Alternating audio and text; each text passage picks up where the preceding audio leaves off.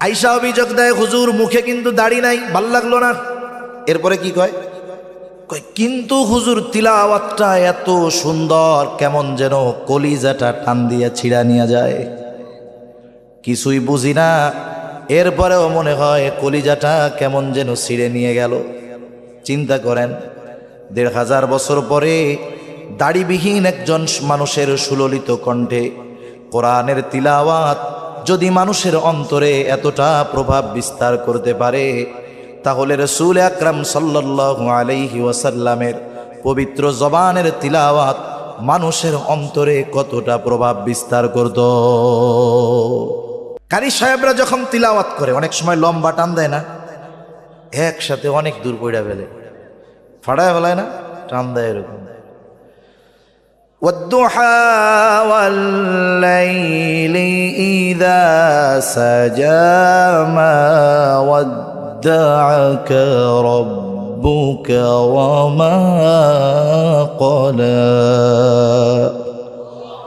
ঠান্ডা দিছি আর কি, গরম দেয় আরো টান দেয়। সাইদুল ইসলাম আসাদ ভাই টান দেয়, শেখ আহমদ বিন ইউসুফ আল আজহারি সাহেব পড়ে, কত সুন্দর কানে হাত দিয়া। والضحى والليل إذا سجى ما ودعك ربك وما قلى।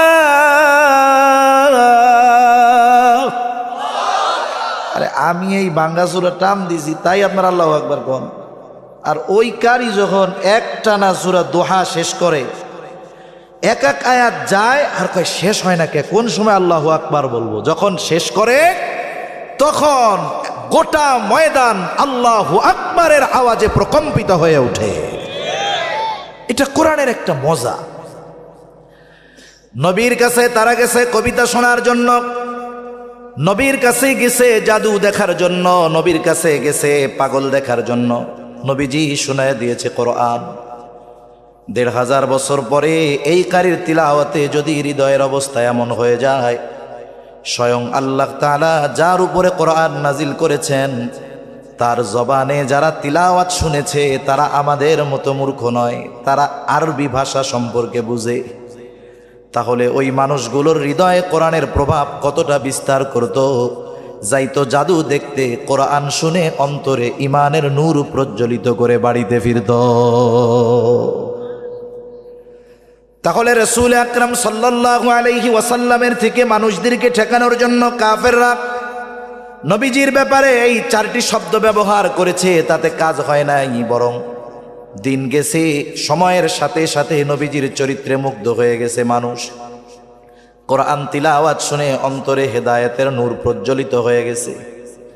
অথচ আফসোস লাগে, কাফেররা যেখানে নবীজির চরিত্রের ব্যাপারে অপবাদ দিতে সাহস করে না, অথচ মুসলমানের ঘরে জন্ম নিয়ে অনেক সময় আমার আপনার নবীর চরিত্রের ব্যাপারে অপবাদ দেওয়ার দুঃসাহস করে। কঠিন জঘন্য অপরাধ। মনে রাখতে হবে, রাসূল আকরাম সাল্লাল্লাহু আলাইহি ওয়াসাল্লামের চারিত্রিক ব্যাপারে কাফেররা যত অপবাদ দেয় এগুলা সব ভিত্তিহীন। হাজারো অপবাদ দিয়েও উম্মতের নবীর প্রতি বিন্দু পরিমাণ ভালোবাসা কমাতে পারবে না। যেমন তারা একটা কথা কয় যে বলে মুহাম্মাদের বয়স 25 বছর আর খাদিজার বয়স 40 বছর। এর আগে খাদিজার 2 জন স্বামী ইন্তেকাল করেছে, বয়সে প্রায় দ্বিগুণ, আবার সন্তান সন্ততি ছিল। মুহাম্মাদের মতো তরুণ যুবক খাদিজাকে বিয়ে করেছে সম্পদের লোভে, নাউজুবিল্লাহ বলেন। অথচ সিরাতের কিতাব পড়েন, ইতিহাস পড়েন, কি দেখা যাবে যে রাসূল আকরাম সাল্লাল্লাহু আলাইহি ওয়াসাল্লাম খাদিজাকে বিয়ার কথা চিন্তাও করেন নাই, প্রস্তাবও দেন নাই। প্রস্তাব এসেছে খাদিজার পক্ষ থেকে। নবীজির চরিত্রে মুগ্ধ হয়ে খাদিজা প্রস্তাব দিয়েছে, সরাসরি নিজে দেয় নাই, মাধ্যম দিয়ে দেওয়া হয়েছে। যখন খাদিজার 2 জন স্বামী ইন্তেকাল করেছে, খাদিজা চিন্তা করেছে আর বিয়া শাদী করবে না, এভাবেই বাকি জীবন কাটিয়ে দিবে। স্বামীর কিছু সম্পদ, বাবার কিছু সম্পদ দিয়ে ব্যবসা শুরু করে দিয়েছে। তিনি একজন দূরদর্শী বুদ্ধিমতী নারী ছিলেন। অল্প দিনে ওনার এই ব্যবসায়িক খ্যাতি আরবের ঘরে ঘরে পৌঁছিয়ে গেছে যে একজন মেয়ে আছে খাদিজা, প্রসিদ্ধ ব্যবসায়ী, এবং তার গুণে রূপে মুগ্ধ হয়ে পৃথিবীর অনেক রাজা বাদশাহ বড় বড় ব্যবসায়ীরা তাকে বিয়ের প্রস্তাব দিয়েছে, সব নাকচ করে দিচ্ছে যে না আমি বিয়ে শাদী করবো না, বাকি জীবন এভাবে কাটায় দিব। এই ইতিমধ্যে তিনি আরবের বড় একজন ব্যবসায়ী হয়ে গেছেন। ওনার বয়স তখন 37 বছর, নবীজির বয়স 22 বছর। খাদিজা তার ব্যবসার ইতিহাসে সবচাইতে বড় কাফেলা পাঠাবে সিরিয়াতে। কি কাজ? বলে মক্কার যেই সমস্ত পণ্যের চাহিদা সিরিয়ার বাজারে আছে, এই পণ্যগুলো মক্কা থেকে নিয়ে যাবে সিরিয়ায়, আবার সিরিয়ার যেই পণ্যগুলোর চাহিদা মক্কার বাজারে আছে ওই পণ্যগুলো কিনে এনে বিক্রয় করবে মক্কায়। এক্সপোর্ট ইম্পোর্টের ব্যবসা ইতিমধ্যে চলে গেছে। খাদিজা চিন্তা করতেছে সব প্রস্তুত, কিন্তু এই কাফেলার জিম্মাদারি কাকে দেওয়া যায়? বিশ্বস্ত একজন মানুষ দরকার। খুঁজতেছে এসে যে আমার একজন বিশ্বস্ত লোক দরকার। ওই বছর মক্কায় একটু দুর্ভিক্ষ ছিল। আবু তালেব আমার আপনার নবীকে বলে, মুহাম্মদ তোমাকে তো সবাই বিশ্বাস করে, তোমার উপাধি আল আমিন। খাদিজা তার ব্যবসায়ী কাফেলার জিম্মাদার হিসেবে একজন বিশ্বস্ত মানুষ খুঁজতেছে। তুমি গিয়া খাদিজার কাছে বলো, খাদিজা আমি তোমার এই ব্যবসায়িক কাফেলার দায়িত্ব নিতে যাই। যে কও। নবীজি বলেন না, আমি চেয়ে দায়িত্ব নিতে পারবো না, তবে খাদিজা যদি আমাকে প্রস্তাব দেয় আমি এটা ভেবে দেখব। কারণ দায়িত্ব চেয়ে নেওয়া আর চাপিয়ে দেওয়া দুটো বিষয় এক নয়। কোনো বিষয়ের দায়িত্ব যদি আপনাদের মধ্যে মাইকটা চালু করে কই আমার এই দায়িত্বটা দেন, এখন তো আপনারা আমার দিলেন দায়িত্ব, কিন্তু দায়িত্ব পালনে আমি ফেল। আপনারা এবার মাইক নিয়ে কইবেন কি, হুজুর আপনার এই দায়িত্ব নিতে কইছে কে? কাম কাজ নেই, খেয়ে দেয়া মানুষের বাড়ি খেয়ে বেড়ান আর দায়িত্ব নেওয়ার জন্য লাফান, ঠিক না? কিন্তু আপনারা সবাই মিলে আমারে ধরছেন এই দায়িত্ব আপনি নেন নেন। আমি কইছি নিব না। আপনারা কইতেছেন যে আরে দায়িত্ব নেন, আমরা তো আছি আপনার সাথে, এখন আমারে দায়িত্ব দিছেন, কিন্তু আমি দায়িত্ব পালন করতে পারি নাই। আপনারা কিছু বলার আগে আমি গলা সাইডা কমু, দায়িত্ব দিছেন কেন? আমি কি নিতে চাইছি? তার মানে দায়িত্ব চেয়ে নিলে ওই শক্তি থাকে না, দায়িত্ব চাপিয়ে দিলে যেই পাওয়ার পাওয়া যায়। হযরত লোকমান নবী ছিলেন না আলাইহিস সালাম, ওনার নামে সূরাও আছে কোরআনে। ওনার ব্যাপারে আসছে তাফসীরের মধ্যে যে ওনাকে হিকমত অথবা নবুয়ত এই দুটি থেকে একটি গ্রহণ করার জন্য সুযোগ দেওয়া হয়েছে। হিকমত নবুয়ত, প্রত্যেকটা নবীর পরিপূর্ণ হিকমতওয়ালা, নবুয়তের মধ্যে হিকমত আছে। তার মানে হিকমত নবুয়তের একটা পার্ট, অংশ। আরো কত গুণ আছে নবুয়তের মধ্যে। হযরত লোকমান হিকমত গ্রহণ করলেন, নবুয়ত গ্রহণ করেন নাই। মানুষেরা জিজ্ঞাসা করে, লোকমান নবুয়তের মতো মর্যাদাপূর্ণ বিষয় গ্রহণ করার সুযোগ থাকার পরেও কেন আপনি হিকমত গ্রহণ করলেন? আপনি যদি নবুয়ত গ্রহণ করতেন হিকমত তো এমনি পাওয়া যাইতেন। হযরত লোকমান বলে, শোনো, আল্লাহ তাআলা যদি আমাকে সরাসরি নবুয়ত দিতে চাইতেন তাহলে আমাকে ইখতিয়ার দিতেন না, আমাকে বেছে নেওয়ার সুযোগ দিতেন না, সরাসরি আমাকে নবুয়ত দিয়ে দিতেন। আর ওই নবুয়তি জিম্মাদারি পালনে যত ব্যবস্থাপনা দরকার সব কিছু আল্লাহ তাআলা করতেন। আর যদি আমি নিজের থেকে নবুয়তকে বেছে নিতাম, ওই দায়িত্ব পালনে আমার দ্বারা যদি কোনো ত্রুটি বিচ্যুতি হয়ে যাইত তাহলে আল্লাহ তাআলার সামনে জবাবদিহিতার কাঠগড়ায় আমাকে দাঁড়ানো লাগতো।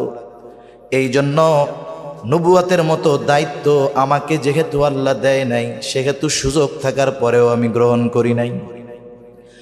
যেমন রাসূলুল্লাহ সাল্লাল্লাহু আলাইহি ওয়াসাল্লাম নবুয়তির প্রথম দিকে যখন জিবরাইল আলাইহিস সালাম কোরআনুল কারীম নিয়ে আমার আপনার নবীজির কাছে আসতেন, জিবরাইল আলাইহিস সালাম নবীজিকে তিলাওয়াত করে শোনায়। জিবরাইল আলাইহিস সালামের তিলাওয়াত শেষ হওয়ার আগেই নবীজি জবান আওড়াইতে থাকে। চিন্তা করে, জিবরাইলের পড়া যদি শেষ হয়ে যায় আর আমি যদি এর মধ্যে সে যা তিলাওয়াত করেছে সেগুলো যদি জমা না করতে পারি, সংরক্ষণ যদি না করতে পারি, যদি ভুলে যাই তাইলে কি হবে?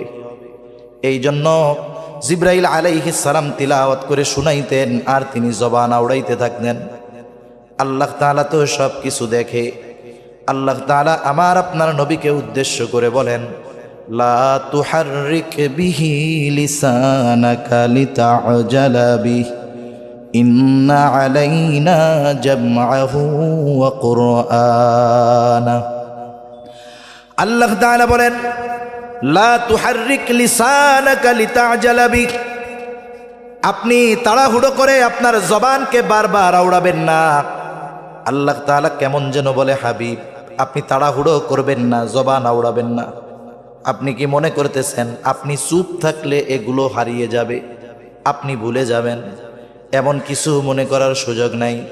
শুনে নেন হাবিব, আমি তো আপনার কাছে ওহী পাঠাই, আমি তো আপনাকে নবুয়ত দিয়েছি, ভুলে যাওয়ার কোনো কারণ নাই।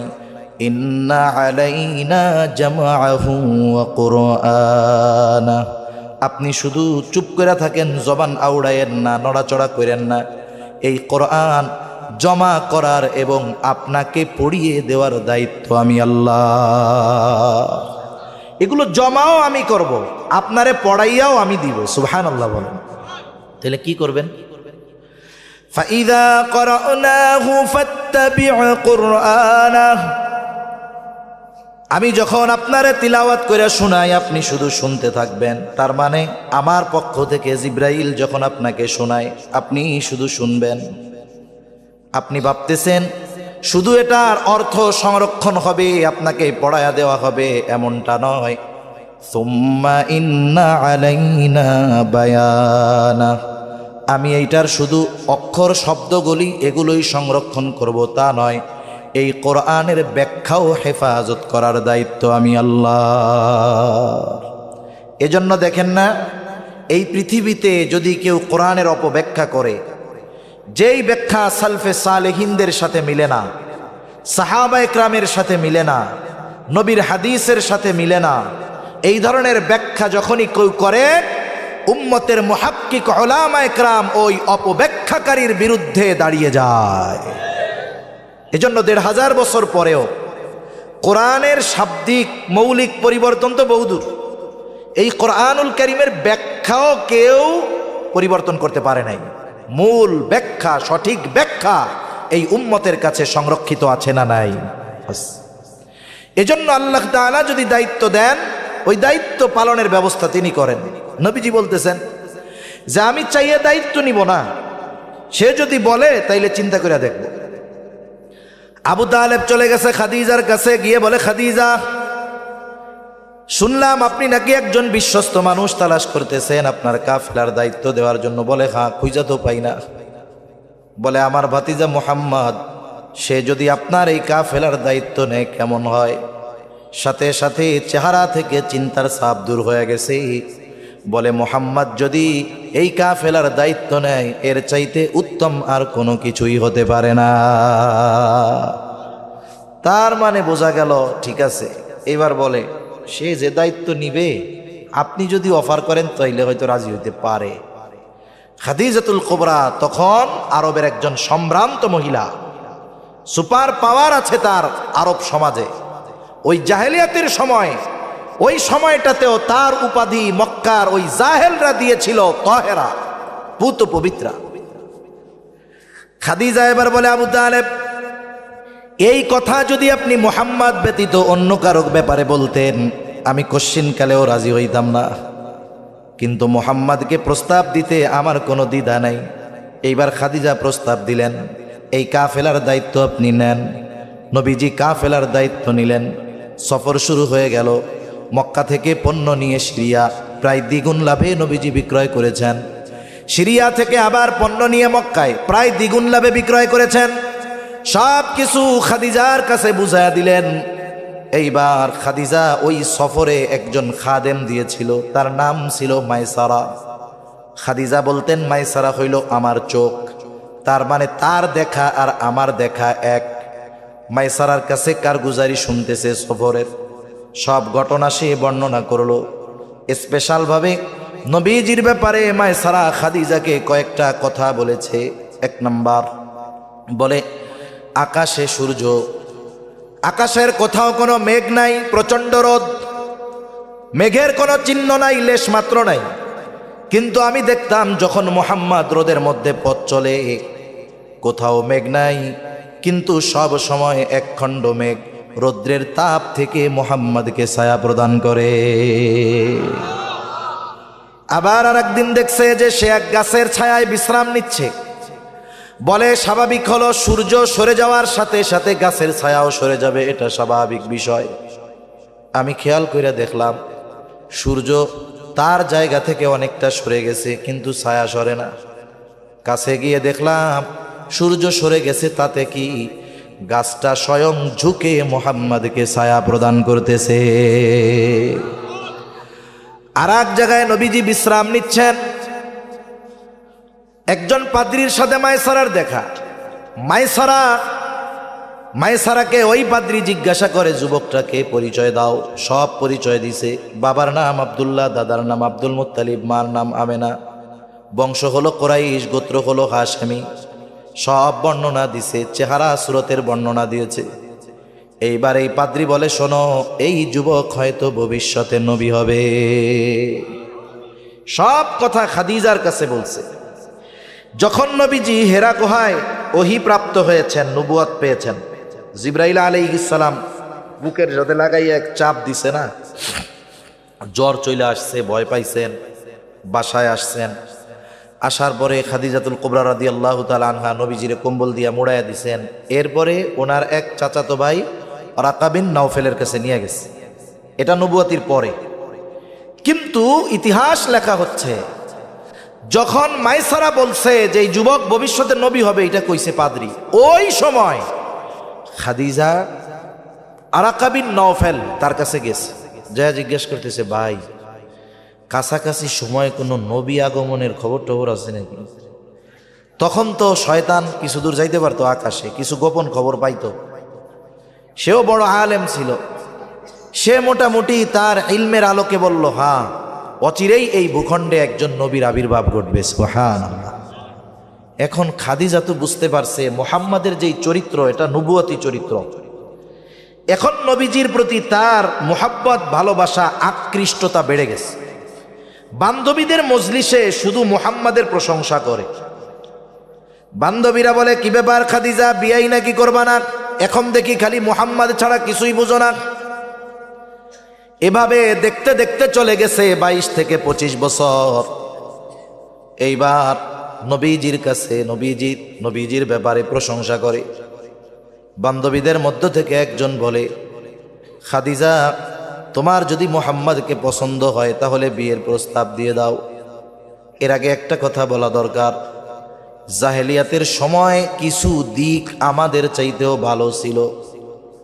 জাহেলিয়াতের সময়ে কোনো নারীর যদি একাধিক বিবাহ হতো, সে যদি তালাক প্রাপ্ত হতো অথবা স্বামী যদি মারা যাইত, একজন কুমার পুরুষ তথা অবিবাহিত পুরুষ এই ধরনের কোনো নারীকে বিবাহর ক্ষেত্রে লজ্জা করত না,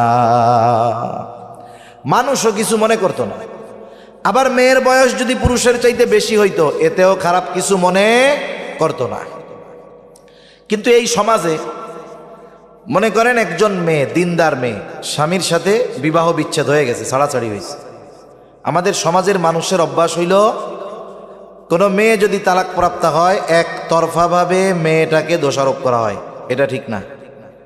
কারণ আমাদের সমাজে অনেক দিনদার বাপ আছে, দিনদার বাবা, তার একটা দিনদার মেয়ে আছে, কিন্তু বিয়া দেওয়ার সময় ওই দিনদার মেয়ের জন্য দিনদার বাপ দিনদার পোলা খোঁজে না, খোঁজে গিয়া মালদার। যখন আর একজন কয় টাকাওয়ালার কাছে বিয়া দিচ্ছেন, দিন টিন তো নাই, কয় ঠিক হয়ে যাইব, টাকা থাকলে সবই ঠিক হয়ে যায়।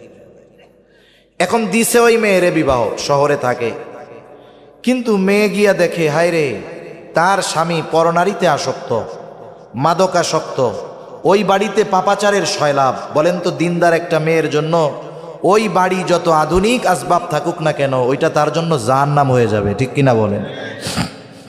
এখন ছাড়াছাড়ি হয়ে গেছে, মেয়েটা বাবার বাড়িতে চলে আসছে। গ্রামের একজন লোক বলে, অমুকের মেয়েটা খুব ভালো। আর একজন মুখ একটা বেক্সি মাইরা কয়, ভালো কইও না, ভালো হইলে স্বামীর ঘরই করতে পারত। এরকম বলার লোক তো নাই আপনাদের এদিকে। এটা নিচু মন মানসিকতার পরিচয়। এই জন্য তালাকপ্রাপ্তা নারী যে শুধু নারীর কারণেই বিচ্ছেদ হয় বিবাহ এমনটা নয়, বরং বড় একটা অংশ আছে যে নারী স্বামীর ঘর করতে পারে না স্বামীর দুশ্চরিত্রের কারণে, ঠিক কিনা বলেন?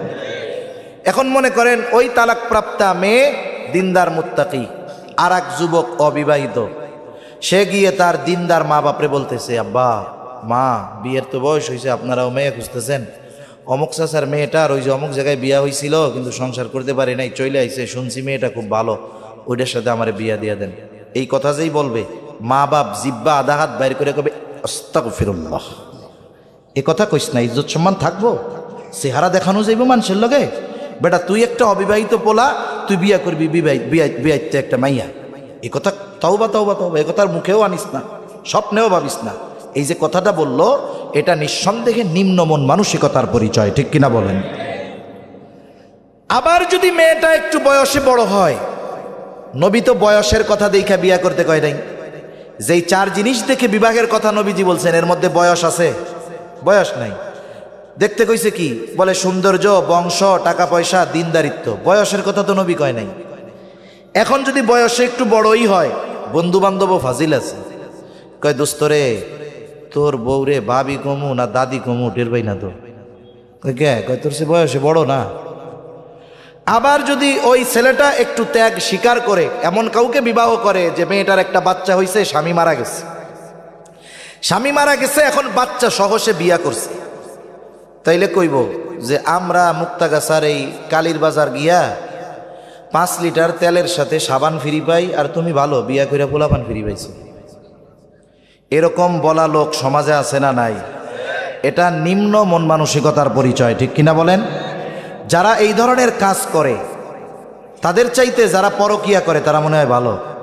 মিয়া পরকিয়া যে করে তারে তো সমাজ থেকে বের করে দেওয়া দরকার, আর এই ধরনের সাহসী কর্ম যারা করে এদেরকে পুরস্কার দেওয়া দরকার। যে সমাজের স্রোতের বিপরীতে গিয়ে রাসূল আকরাম সাল্লাল্লাহু আলাইহি ওয়াসাল্লামের এই করণীয় কাজগুলো সমাজের কথায় কান্না দিয়ে যে করতেছে তাকে পুরস্কৃত করার দরকার ছিল। 25 বছর বয়স, নবীজির কাছে এইবার খাদিজাকে বলে তুমি প্রস্তাব দাও। খাদিজা বলে আমি যদি মুহাম্মদকে প্রস্তাব দেই, সে যদি ফিরায়া দেয় লজ্জা পাবো। বান্ধবী বলে আমি তাইলে তোমার পক্ষ থেকে প্রস্তাব দেই। বলে না, তুমি যাও, অনুমতি দিলাম, তার মনোভাবটা একটু যাচাই করো। এইবার ওই মেয়েটা চলে আসছে নবীজির কাছে, বলে মুহাম্মদ বয়স তো কম হলো না, বিবাহ শাদী কি করবা না? বলে আমার তো কোনো টাকা পয়সা নাই, বিবাহ শাদী কেমনে করব? বলে কোনো কেউ যদি তোমার সব খরচ বহনের দায়িত্ব নেয় তাহলে তুমি কি রাজি আছো নাকি?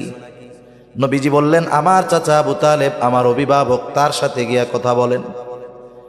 আবু তালেবের সাথে কথা হলো, লম্বা কথা। সর্বশেষ আবু তালেবের খুতবায় খাদিজাতুল কুবরার আমার আপনার নবীজির সাথে বিবাহ হয়ে গেল, বিবাহ সম্পাদিত হলো।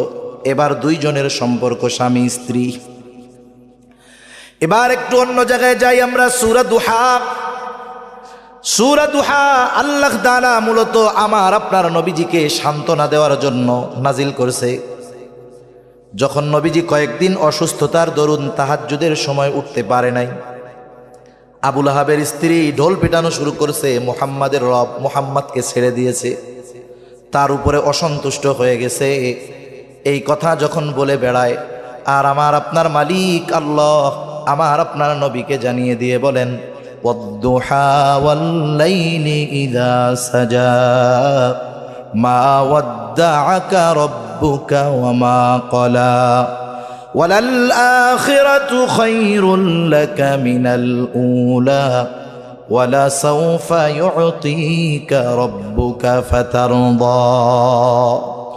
আল্লাহ তাআলা বলেন ওয়াদ-দুহা, প্রভাতের শপথ, ওয়াল-লাইলি ইযা সাজা, রাতের শপথ যখন তা অন্ধকারাচ্ছন্ন হয়ে যায়, মা ওয়াদ্দাআকা রাব্বুকা ওয়া মা ক্বালা, আপনার রব আপনাকে ত্যাগ করেন নাই, পরিত্যাগ করেন নাই, আপনার উপরে তিনি অসন্তুষ্ট হন নাই।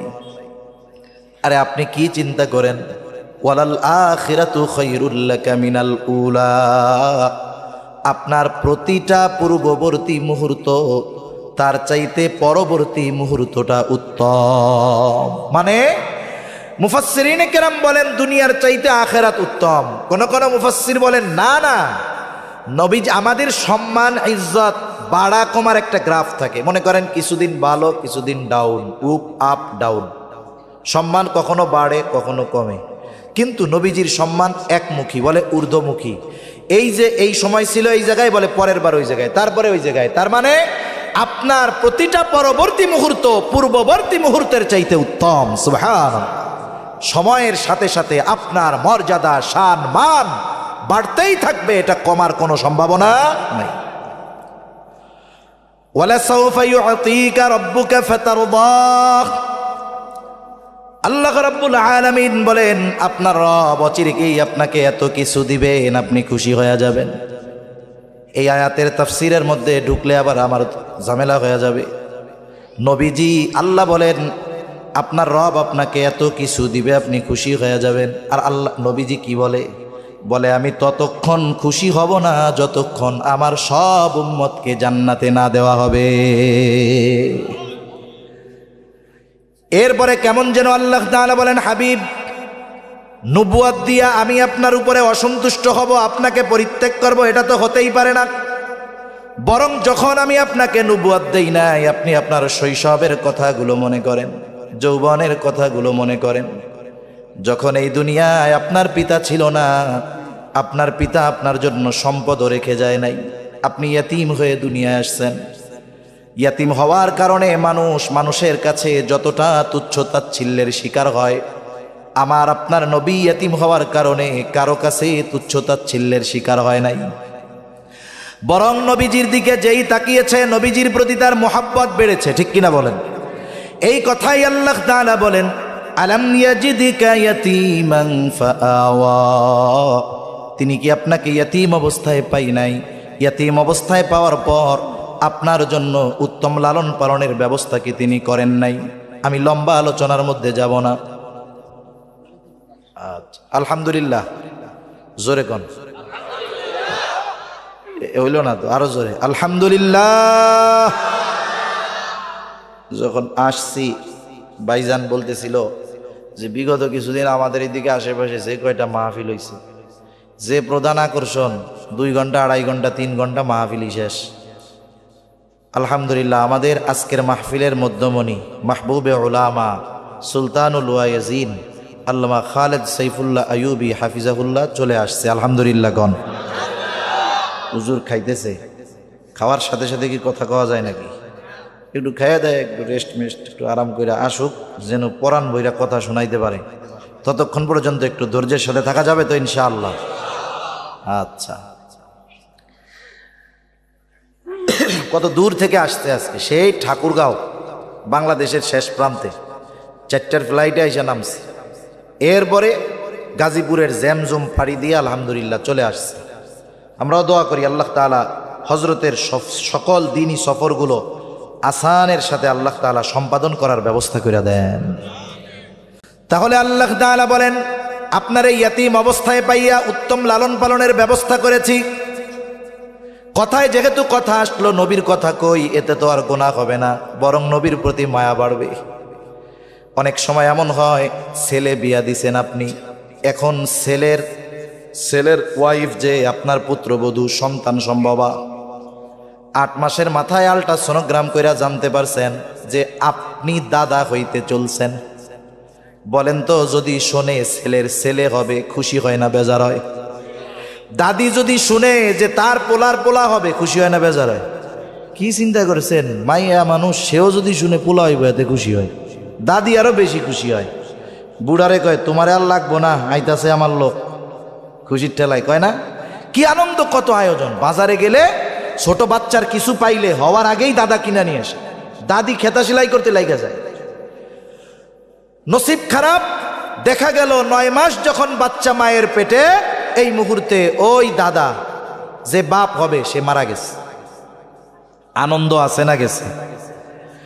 বরং অনেক সময় তো এমন হয়, এইবার পুত্রবধূকে বলে দেখো আমার ছেলে বেঁচে ছিল, খরচ চালাইতে পারতাম, তুমি চইলা যাও বাপের বাড়ি, আমরা পারবো না। যেই সন্তানের খবর তাদের জন্য আনন্দের কারণ ছিল, এখন সেটা বিষাদের কারণ হয়ে গেছে। অথচ এই জাহেলিয়াতের সময় নবীজি দুনিয়ায় আসার 6 মাস আগে আমার আপনার নবীর পিতা ইন্তেকাল করেছে। তার জীবনের শুরু মাত্র ছিল, কোনো সম্পদ নবীর জন্য রাইখা যাইতে পারে নাই। আব্দুল মুত্তালিব আমেনাকে বলে নাই, ও আমেনা, তোমার স্বামী আব্দুল্লাহ কোনো সম্পদ তো রেখে যায় নাই, তুমি মদিনা চলে যাও। আরে ঐতিহাসিকেরা লেখে, আব্দুল্লাহ মারা যাওয়ার পর আব্দুল মুত্তালিবের তত্ত্বাবধানে আমেনার যত্ন সেবা আরো বেড়ে গেছে। স্বাভাবিকভাবে কোনোভাবে হোক যদি মেয়েটা এই শ্বশুর বাড়িতে থাকতো, বাচ্চা ভূমিষ্ঠ হইছে, ছেলে হইছে, আনন্দ থাকতো না। বলে কেন? বলে ওনার ছেলে মারা গেছে, ওই ছেলেকে দেখে আর আনন্দ হবে না, কপালটা গুছায় থাকবে, কে খাওয়াবে, কে চিকিৎসা করাবে। ইতিহাস বলে নবীজি যখন দুনিয়া এসেছে আব্দুল মুত্তালিবের 10টা সন্তান ছিল। কয় সন্তান? এই 10টা সন্তান আল্লাহর কাছে চাইয়া পাইছে। কত মোহাব্বত করতো 10 সন্তানকে। বলে এই 10 সন্তানকে যত বেশি মোহাব্বত করতো, 10 সন্তানের জন্মে যত বেশি খুশি আব্দুল মুত্তালিব হয়েছে, তার চাইতে বেশি খুশি আমার আপনার নবীর জন্মে আব্দুল মুত্তালিব হয়েছে। জন্ম হওয়ার পরে কয় নাই এখন যাওগা নানা বাড়ি নিয়ে লালন পালন করো, আমরা খরচপাতি দিতে পারব না। বরং সময়ের সাথে সাথে মোহাব্বত আরো বাড়ছে। নবীকে যেই দেখছে মোহাব্বত বাড়ছে। তার মানে ইয়াতিম হওয়ার কারণে নবীজি কারো কাছে নিগ্রহের শিকার হন নাই। যদিও বাবার সম্পদ ছিল না, এই যে ইয়াতিম নিগ্রহের শিকার হয় নাই, সকলে মোহাব্বত করে। বলেন তো ইয়াতিম নবীর প্রতি মোহাব্বত সকলের অন্তরে যিনি ঢেলে দিয়েছেন তিনি কে? এ কথাই আল্লাহ বলেন, ইয়াতিম হিসাবে পাবার পর উত্তম লালন পালনের ব্যবস্থা আমি করেছি। ওয়াজাদাকা দাল্লান ফাহাদা। দাল্লুন শব্দের অর্থ হবে দুইটা, একটা হলো পথ ওয়াজানা, আর একটা হলো পথভ্রষ্ট। বলে একজন পথ চেনার পরেও পথচ্যুত হয়, এটাকে বলে পথভ্রষ্ট। আর নবী তো পথ চেনেই না।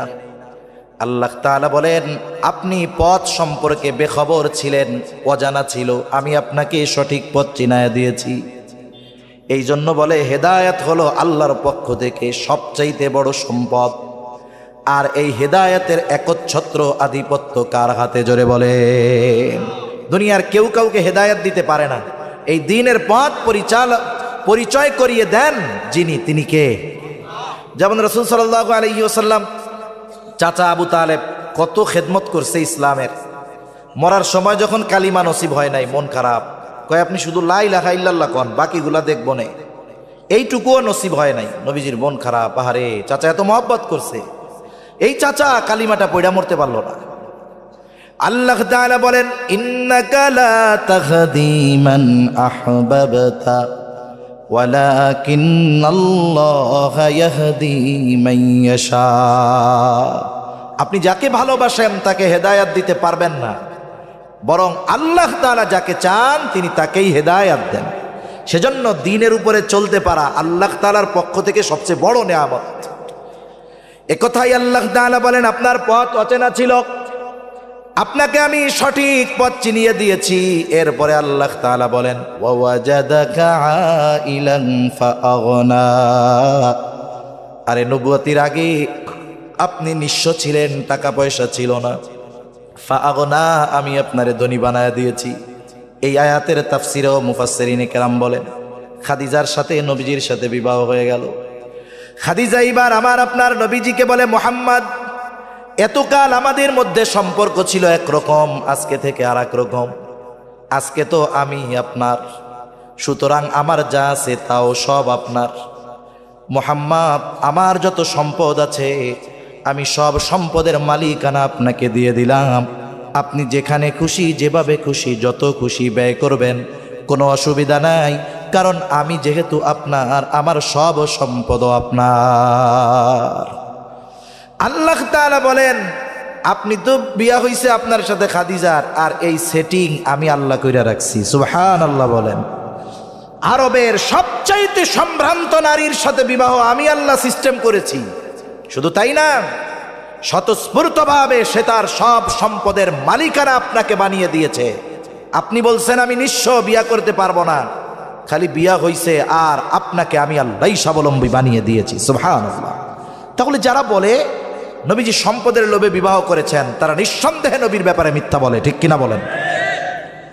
আর একটা বিষয় বলা দরকার, কাফেররা অপবাদ দিত, ইসলাম বিদ্বেষীরাও অপবাদ দেয়, বলে তিনি তার পুত্র বধূকে বিবাহ করেছেন।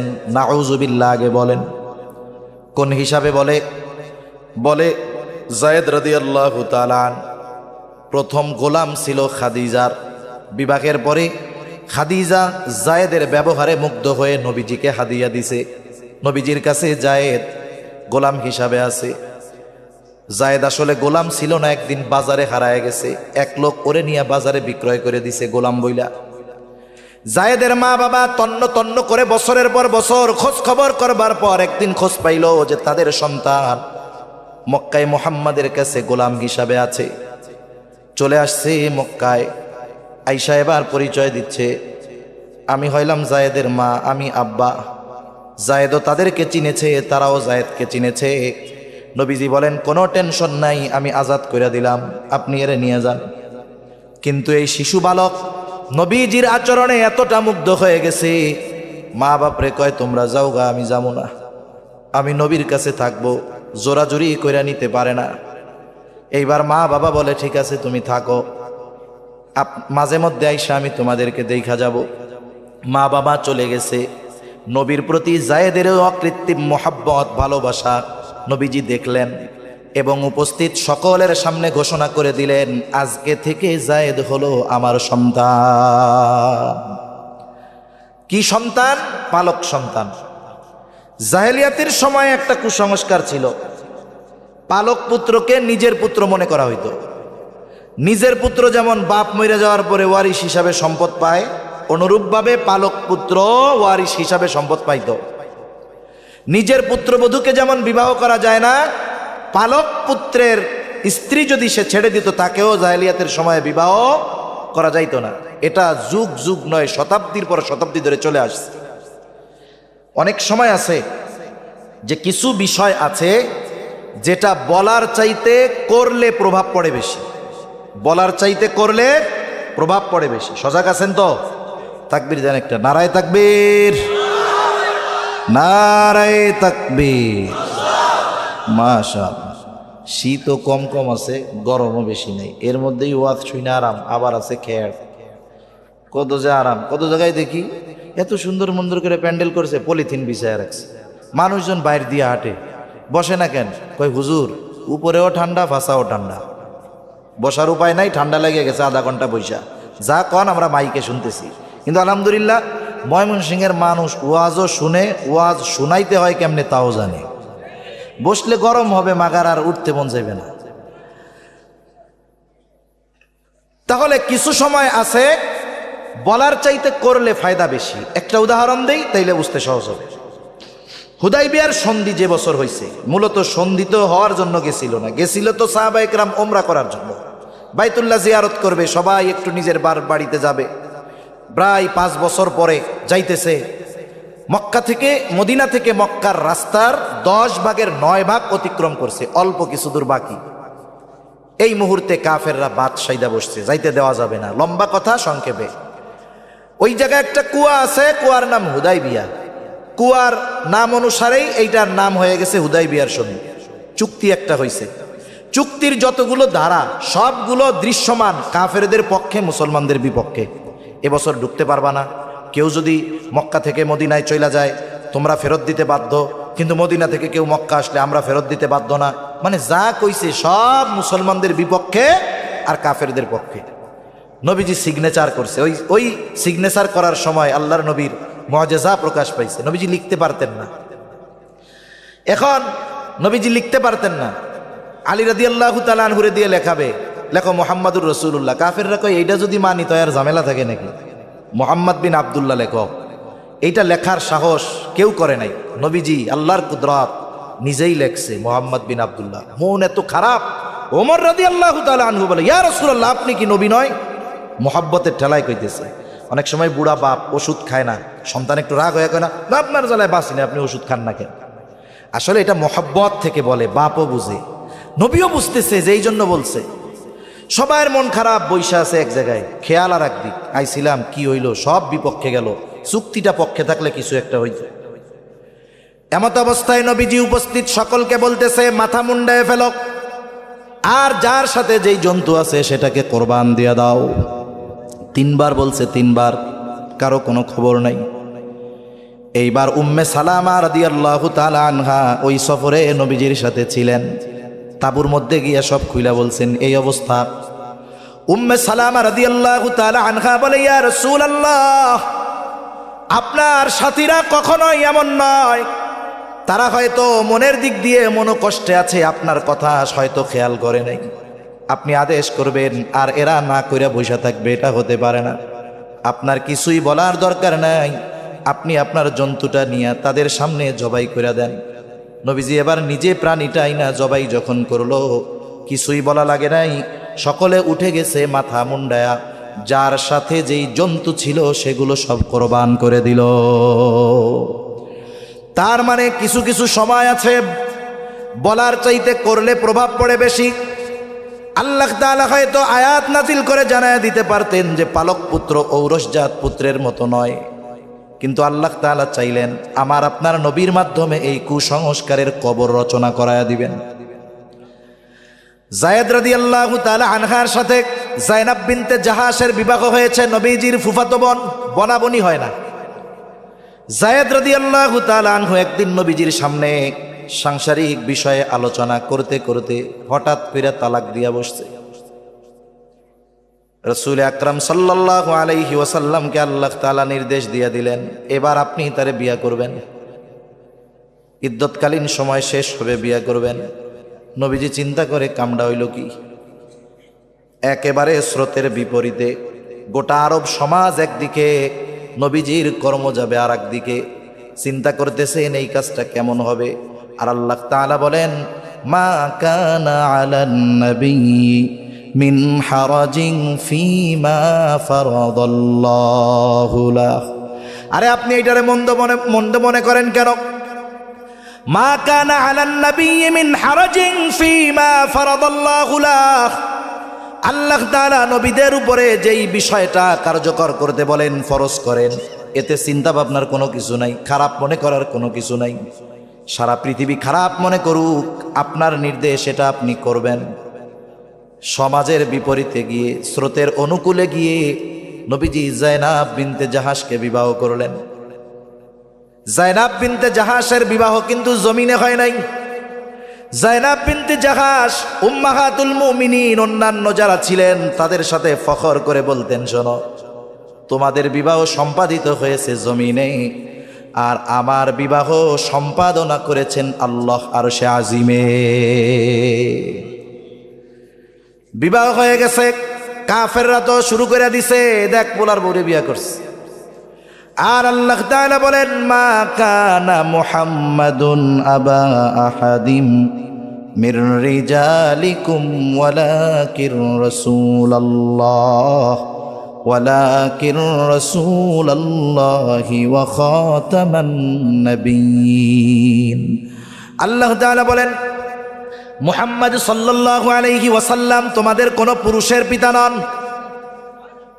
ওয়ালাকির রাসূলুল্লাহ, তিনি হলেন আল্লাহ তাআলার রাসূল, খাতামান নবিয়্যিন, তিনি হলেন শেষ নবী। শুধু তাই না, নবীদের কোনো ওয়ারিশ নাই, নবীদের সম্পদের কোনো ওয়ারিশ নাই। নবীদের সম্পদ হলো ইলম, আর এই ইলম যারা গ্রহণ করবে মূলত তারাই হলো নবীদের ওয়ারিশ। ইন্নাল উলামা ওয়ারাসাতুল আম্বিয়া। তাহলে বলেন, যারা বলে যে নবীজি সাল্লাল্লাহু আলাইহি ওয়াসাল্লাম পুত্রবধূকে বিবাহ করেছেন, এটা নিঃসন্দেহে ডাহা, মিথ্যা কথা। এটার বিষয়ে একটা মাসালাও জানা দরকার আমাদের, অনেকে জানে না। অনেক নিঃসন্তান দম্পতি আছে না, বাচ্চা কাচ্চা হয় না। এখন একজন গরিব মানুষ পোলাপান পালতে পারে না, এটার বেঁচে দিতে চায়, বয়স হলো 3 বছর। এই ছেলেটাকে আইনা লালন পালন শুরু করছে। মা কত আদর করে, পালক মা, সন্তান নাই। এখন এই ছেলেটা যখন বালেগ হবে, মা এই যে 3 থেকে 13 বছর, 14 বছর, 15 বছর পর্যন্ত এত আদর করছে, ইসলামী শরীয়ত বলে ও বালেগ হওয়ার পরে ওই মা ছেলের সামনে, ছেলে মায়ের সামনে যেতে পারবে। মেয়ে একটা আনছে 3 বছরের, বাপ কত আদর করে, পালক বাপ কত চুমা দিছে কপালে, ঠোঁটে, থুতনিতে। এবার মেয়েটা বালেগা হয়ে গেছে। ইসলাম কি বলে যে এই প্রাপ্ত বয়স্কা পালক কন্যার সামনে বাপ যাইতে পারবে না, কন্যাও বাবার সামনে যেতে পারবে না। এটা হলো সাধারণ মাসালা। তবে যদি বিষয়টা একটু ভিন্ন হয়, যেই ছেলেটা এনেছে তার বয়স 2 বছরের কম। কয় বছরের কথা বলেন? কয় বছরের? আরবি হিসাবের 2 বছরের। দুধ যে পান করাইব 2 বছর, ইংরেজি হিসাবে নাকি? আরবি হিসাবে 2 বছরের কম। এখন ওই মহিলা যে পালক কন্যা বা ছেলে, ও চিন্তা করছে পোলাটার বয়স তো 1.5 বছর, তা আমার বোনের একটা বাচ্চা আছে দুধ খায়, এইবার উনি নিয়া ওই বাচ্চারে দিয়া ওনের বোনের দুধ পান করাই দিছে। এখন সম্পর্ক কি হয়েছে? কয় দুধ খালা হয়ে গেছে। বুঝেন নাই? ওনার বোন হয়েছে দুধ মা, আর উনি কি হয়েছে? দুধ খালা। এবার কি হইল? বলে এবার ছেলেও মার সামনে যাইতে পারবে, মাও ছেলের সামনে যেতে পারবে। এছাড়া পালক পুত্র কন্যা সাধারণভাবে যদি এই ধরনের কোনো সিস্টেম না হয়, সাধারণভাবে এরা প্রাপ্তাবয়স্কা হওয়ার পরে সাধারণ একজন মানুষের সাথে নারী যেমন পর্দা করে, সাধারণ একজন মেয়ের সাথে পুরুষ যেমন পর্দা করে, অনুরূপভাবে ওই পালক মা, ওই পালক বাবা ওই রকমভাবে তার ওই মেয়ে সন্তানের সামনে, মা ছেলে পালক সন্তানের সামনে পর্দা করতে হবে। এটাই শরীয়তের নির্দেশনা।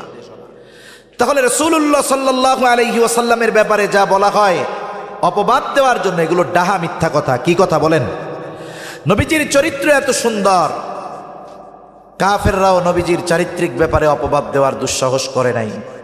নবীজির চরিত্রের একটা দিক এক মজলিসে আলোচনা করা সম্ভব নয়। একটা মানুষের সুন্দর চরিত্রের সবচাইতে বড় এবং উত্তম দিক হলো তার সত্যবাদিতা। সত্যবাদিতা এমন এক গুণ, যেমন আল্লাহ তাআলা কোরআনুল কারীমে ঈমানদারদেরকে নির্দেশ দিয়েছেন, ইয়া আইয়ুহাল্লাযীনা আমানুত্তাকুল্লাহ হাক্কা তুকাতিহি ওয়া লা তামুতুন্না ইল্লা ওয়া আনতুম মুসলিমুন। আল্লাহ তাআলা বলেন, হে ঈমানদারেরা, তোমরা আল্লাহ তাআলাকে ভয় করো, ভয় করার মতো ভয় করো। ওয়ালা তামুতুন্না ইল্লা ওয়া আনতুম মুসলিমুন, আর মুসলমান না হয়ে তোমরা মইরো না। কোরআনুল কারীম হলো এমন এক কিতাব, যেই কিতাবে আল্লাহ তাআলা শুধু আদেশ করেন এমনটা নয়, বরং ওই আদেশ তার গোলাম কেমন করে বাস্তবতায় পরিণত করবে সেই পদ্ধতিও বান্দাকে যিনি জানায়া দেন তিনি কে। এই জানানোটা 2 ভাবে হয়। একটা হলো আদেশ করার পরে একেবারে স্পষ্টভাবে এই আদেশ পালনের পদ্ধতি বলে দেন। আরেকটা হলো আদেশ পালনের সুস্পষ্ট পদ্ধতি বলে দেন না, তবে রাস্তা তিনি বলে দেন। কিন্তু তাকওয়ার ক্ষেত্রে সুস্পষ্টভাবে বলে দিয়েছেন কেমনে মুত্তাকি হওয়া যাবে। যেমন এক জায়গায় আল্লাহ তাআলা বলেন, ইয়া আইয়ুহাল্লাযীনা আমানুত্তাকুল্লাহ। আল্লাহ তাআলা বলেন, হে ঈমানদারেরা, তোমরা আল্লাহ তাআলাকে ভয় করো। আমরা প্রশ্ন করলাম, আল্লাহ কেমনে করব, কেমনে মুত্তাকি হব? জবাব দিয়ে আল্লাহ তাআলা বলেন, ওয়াকুনু মা'আস সাদিকিন। বান্দারে, মুত্তাকি যদি হতে হয় তোমরা সত্যবাদীদের সঙ্গী হয়ে যাও। আল্লাহ তাআলা আবেদিন বলেন নাই যে তোমরা আবেদদের সঙ্গী হয়ে যাও, কইছে সাদিকিনদের সঙ্গী হও। তাহলে সত্যবাদিতা হলো এমন এক গুণ যেটার মধ্যে সব পাওয়া যায়। বুজুর্গানে দিনের কথা কইতেছি আর কি। বুজুর্গানে দিন বলেন, সত্যবাদিতা এমন এক গুণ, বাকি অন্যান্য সব গুণ এর মধ্যে সন্নিবেশিত থাকে। সুবহানাল্লাহ বলে একটা তাকবীর দেন, নারায়ে তাকবীর, নারায়ে তাকবীর, আরো বলেন নারায়ে তাকবীর। সুলতানুল ওয়াইজিনের আগমন, সুলতানুল ওয়াইজিনের আগমন। আলহামদুলিল্লাহ, আল্লাহ তাআলা এমন এক চেহারা দিছে, মাহফিলে যাওয়ার কথা 10টায়, রাস্তাঘাটে জ্যাম, যাইতে যাইতে পাচ্ছে 2টা। মোহাব্বতে লোকজন বৈশা আছে না, আল্লাহর বান্দা বৈশা একটা হাসি দিব, আর একটু আগে পান খাইয়া যে ঠোঁটটা লাল করে আসছে, লাল ঠোঁটের সুন্দর চেহারার হাসি দেওয়ার সাথে সাথে 4 ঘন্টা বৈশা থাকার বিরক্তি মুহূর্তের ভিতরে খালাস, হজরত চলে আসছে। সেজন্য আমরা মিশে মিশে আর একটু বৈশা যাই। এখনই হজরত আলোচনা শুরু করবে ইনশাআল্লাহ। তাহলে আমি আমার কথাটা শেষ করে দিই। সাদিকিন হলো, সত্যবাদিতা হলো এমন এক গুণ যেই গুণের মধ্যে বাকি সব গুণ এমনিতেই পাওয়া যায়। রাসূল আকরাম সাল্লাল্লাহু আলাইহি ওয়াসাল্লাম সত্যবাদিতার গুণে পরিপূর্ণ গুণান্বিত ছিলেন। আমাদের আজকের শিক্ষা, আমরাও নিজেদেরকে পরিপূর্ণ সত্যবাদিতার গুণে গুণান্বিত করব। আল্লাহ তৌফিক দান করেন, আমিন। ওয়া আখিরু দাওয়ানা আলহামদুলিল্লাহি রাব্বিল আলামিন।